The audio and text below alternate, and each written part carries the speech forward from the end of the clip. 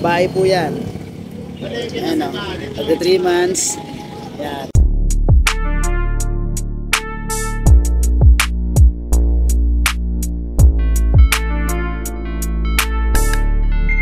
Hey, good morning mga boy. Ako naman.